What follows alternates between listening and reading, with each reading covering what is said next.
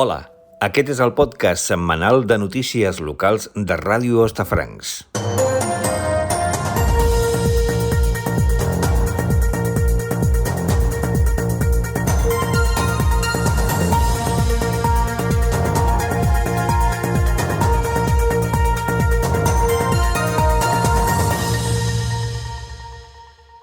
El districte de Sants Montjuïc fa costat als familiars de la residència de gent gran Mossèn Vidal i Aunós que estan amoïnats pel canvi de gestió del centre a partir de l'adjudicació que ha fet el Departament de Drets Socials del Govern a favor de l'empresa privada Lunada Serveis. El regidor Marc Serra ha confirmat a Ràdio Hostafrancs que el districte participarà en la reunió que ha convocat per dilluns dia 28 la plataforma de familiars de la residència i la coordinadora de familiars de residències 5+1. La reunió es farà a partir de les 7 de la tarda a les Cotxeres de Sants. Està previst que hi participem en la reunió i expressarem el nostre suport en els familiars de la residència Mossèn Vidal i Aunós. N'estem fent seguiment i mirarem aviam com a districte si podem ajudar a resoldre aquesta angoixa que tenen els familiars. Dijous 24 de febrer, els familiars dels residents ja van fer una primera assemblea que va tenir lloc als voltants dels jardins de Celestina Avinyó. El conseller de districte Jaume Gaixes, que s'encarrega dels temes de salut, va estar present en aquest acte. El col·lectiu que suposa la nova adjudicació de la residència Mossèn Vidal i Aunós ha presentat al president de la Generalitat, Pere Aragonès, i a la consellera de Drets Socials, Violant Cervera, de Junts per Catalunya, una carta signada per 105 familiars i 42 treballadors. En aquesta carta volen que la residència continuï gestionada per la Fundació Terra Vella, que es va fer càrrec del centre en plena primera onada de la pandèmia, quan el Departament de Salut va haver d'intervenir la residència i retirar de la gestió l'empresa Eulen. El regidor Marc Serra ha recordat els problemes que ha patit aquesta residència en els darrers anys.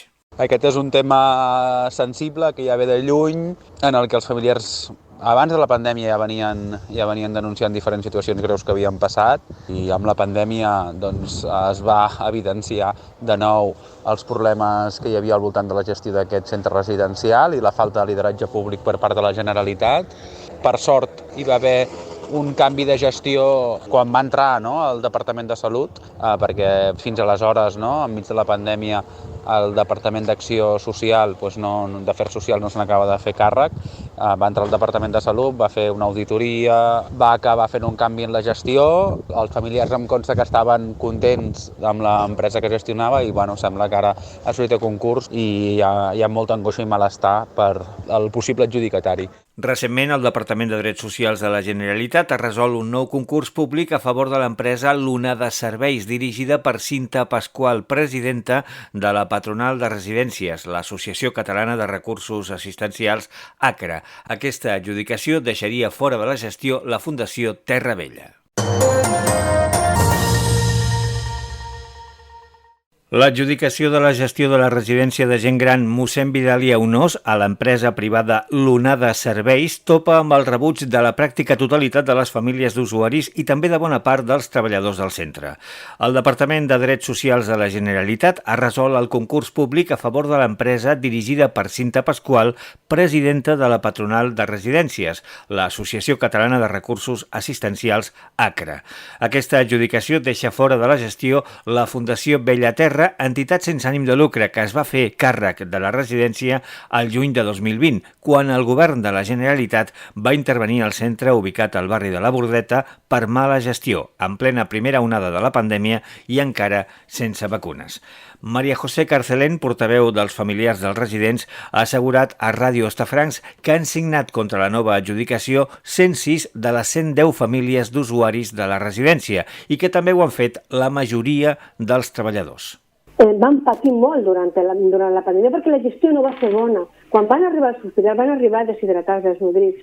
Doncs s'ha fet molt bona feina, s'ha aconseguit recuperar residents, s'han posat en marxa projectes molt importants com pot ser el de la polimedicació. S'ha millorat l'alimentació. No només podem participar els familiars perquè s'ha creat una comissió, sinó que inclús a la gent que menja triturat perquè té dificultats, han portat una màquina pel seu compte que és per texturitzar, perquè el menjar sigui més bo. I han aconseguit un clima de col·laboració. Tot això ha costat molt d'esforç. I nosaltres, evidentment, no estem d'acord a que ara li tornin a donar la gestió obviant tota la feina que ha fet aquesta fundació, que li tornen a donar una altra vegada una empresa privada que tornarà a venir a fer negoci. I les referències que tenim de treballadors i de familiars no són bones. No entenem per què li adjudiquen a aquesta empresa obviant tota la feina que s'ha fet. I a més, per un sol punt de diferència. Home, no sé si té alguna cosa a veure amb el fet de que sigui qui és la propietària d'aquesta empresa, no? Els signants fan arribar les signatures a la consellera i al president de la Generalitat i han convocat per aquest dijous 24 de febrer una assemblea als jardins de Celestina Avinyó. Els familiars i treballadors que protesten per la nova adjudicació consideren que la gestió de la residència Mossèn Vidal i Aunós va ser, segons paraules textuals, caòtica i nefasta a partir del mes d'abril de 2016, quan va deixar de gestionar-la la Fundació Bellaterra, que és justament la que ha hagut d'assumir la direcció en plena crisi de la pandèmia. Recorden que el 2016 es va adjudicar la gestió a la UTE Ingesan Aproseat, participada per la constructora Oakela, vinculada a Florentino Pérez. Els representants dels usuaris asseguren que en aquesta etapa no es complien les ràtios de personal i que hi havia deficiències en l'alimentació, la neteja i l'equipament bàsic per a la vida quotidiana com llençols o tovalloles. Després de mobilitzacions i de l'aprovació d'una resolució al ple del Parlament, no es va renovar el contracte amb aquesta empresa. La següent empresa adjudicatària de la residència va ser Eulen, amb una gestió que els signants de la protesta qualifiquen com tan dolenta com l'anterior. En aquesta etapa es va fer pública la gravació que havia fet la filla d'una resident on es mostraven maltractaments i vexacions, fins i tot abusos sexuals per part d'alguns dels gericultors. En aquesta etapa, en plena primera onada de la pandèmia, es van contagiar del virus de la Covid la gran majoria dels residents i van morir 29 persones que hi vivien. Atesa aquesta situació, el govern de la Generalitat va intervenir a la residència, va retirar Eulen de la gestió i va encarregar a la Fundació Bellaterra que se'n tornés a fer càrrec. Fons del Departament de Drets Socials han indicat a Ràdio Hostafrancs que des de la Direcció General de Provisió de Serveis es reconeix la feina feta per part de la Fundació Bellaterra durant la seva gestió, però també assenyalen que la convocatòria pública s'ha fet amb escrupolós respecte als principis de publicitat, transparència, lliure concurrència i no discriminació. La Conselleria subratlla que l'empresa millor puntuada en el procés de concurs ha estat l'Onada Serveis i que en la puntuació no es valorava la feina prèvia de qualsevol de les empreses que es presentaven al concurs. El president de l'Associació de Comerciants Creu Coberta, Lluís Llanes, ha traslladat als responsables de la policia de barri de la Guàrdia Urbana la inquietud del sector per incidents protagonitzats per algunes persones que s'han produït recentment als entorns del Mercat d'Hostafrancs o a la zona Creu Coberta Plaça d'Espanya.